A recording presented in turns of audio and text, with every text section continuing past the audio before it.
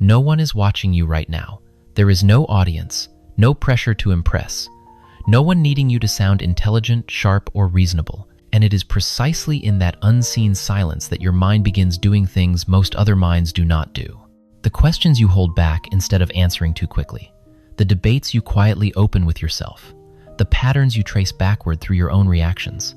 The moments when you stop in the middle of a thought and realize that something in your own logic is not quite right. If that is how your mind works when you are alone, then you may possess a kind of intelligence far rarer than anything outsiders have ever told you. What is interesting is that real intelligence rarely looks the way society teaches us it should. It does not necessarily live in perfect grades, good degrees, long explanations, or the ability to win an argument. Those things may be related, but they do not reach the core. The core of a refined mind often reveals itself in private, where there is no image to gain. There you do not need to prove anything to anyone, so the way your mind continues to work says the most truthful thing about it. A mind that only performs well in front of an audience is not necessarily a deep mind, but a mind that still does the hardest work when no one is watching is truly worth noticing.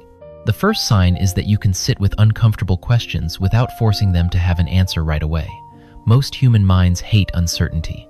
They want to reach a conclusion quickly, just to escape that suspended feeling. But if you are often alone and keep turning a difficult question over and over without rushing to close it, you are doing something very rare, staying inside ambiguity without collapsing. Psychology refers to something close to this as epistemic patience. It is not slowness. It is not an inability to decide. It is the ability to keep a question open long enough for the truth to have a chance to appear instead of being stolen by a convenient answer. If you are the kind of person who can tolerate the feeling of not knowing yet longer than others, subscribe to the channel and keep watching, because that is often where real intelligence begins. The second sign is that you argue against your own beliefs. Look at how most people use their private thinking time. They replay the moments when they were right. They imagine conversations where they win. They quietly strengthen the positions they already hold. But if when you are alone, you often build the strongest possible argument against your own point of view, not to destroy yourself, but to test whether that idea can stand, then that is a very rare cognitive habit. The original script calls this active self-opposition. It is not the same as insecurity. Insecurity asks, am I good enough? Active self-opposition asks, is my thinking actually correct? One question weakens you, the other sharpens you. The third sign is that you do not only feel emotions, you also observe your emotions as data.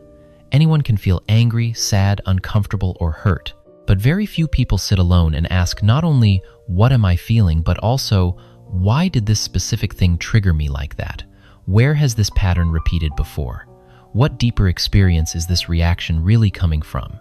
Psychology calls this meta-cognition, thinking about your own thinking. You feel something, then gently step back to look at that feeling itself. Not to invalidate the emotion, but to understand its structure. And the ability to do this in private without anyone prompting you is a major difference between a mind that gets swept away by experience and a mind that can learn from it. The original script pauses in the middle to say something worth keeping. If you see yourself in the first three signs, then you have probably been mislabeled many times. People may have said that you think too much, that you are too much in your head, too analytical, too hard on yourself, that you should just feel things instead of dissecting them. But the problem is that from the outside, many ordinary minds call what they do not understand overthinking, when in truth, what they are seeing may simply be intelligence, doing what intelligence is supposed to do. A mind that knows how to pause, test its own beliefs, and observe the structure of emotion is not necessarily a chaotic mind. Many times, it is just a mind doing very serious work. The fourth sign is that you return to old memories and understand them differently. Intelligent people do not simply store experiences like files and leave them untouched. They return to them, not to drown in the past, but because the current version of themselves can now see what the older version could not see. Maybe something once made you think you were abandoned, but now you realize it was also about the fear of not being chosen. Maybe a memory once made you blame yourself, but now you see that you had misread the whole situation. The original script describes this as something close to a high level of cognitive flexibility. It means your mind does not freeze its understanding of your life at the moment that understanding was first formed. It keeps rearranging, reinterpreting, and maturing along with you. If you have ever had moments alone when the past suddenly changed meaning, completely comment the number 8. Because that is not just remembering, that is re-understanding. The 5th sign is that you are genuinely curious about things that do not benefit you at all.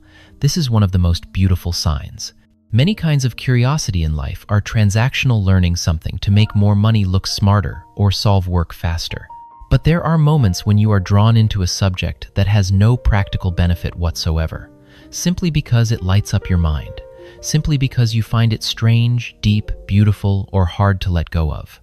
A person may spend hours learning about a vanished civilization, a philosophical theory that has nothing to do with their job, or a natural phenomenon that adds nothing to their resume. And that says a lot, because a mind that still follows intrinsic curiosity is a mind that has not been fully domesticated by usefulness. The 6th sign is that you catch yourself in the middle of a thought and change direction. It sounds small, but it is actually very difficult. Most people, once they enter a line of reasoning, continue along it because of momentum. They have already invested in that direction, so the ego pulls them to the end. But if you often find yourself thinking halfway through something, then suddenly realize your original reasoning is missing something, and willingly change direction without feeling offended, that is a rare form of real-time intellectual flexibility. It shows that your mind does not love the feeling of being right more than reaching something truer. You are not loyal to the inertia of your own thinking. You are loyal to accuracy. And perhaps this is the most important thing to remember from the whole script. Real intelligence is rarely loud. It lives in the things no one sees, in the way you treat uncertainty when no one is grading you, in whether you are honest enough to retest old beliefs without being forced to, in whether you are truly curious when there is no external reward, in whether you dare to correct yourself while the thought is still happening. A person can sound very intelligent in front of a crowd and still never do these things when alone. And on the other hand, there are people who rarely show off in real life, yet their private mind is deep in a way that is rarely seen. Looking back at all 6 signs, you can see that they are not really about knowing a lot.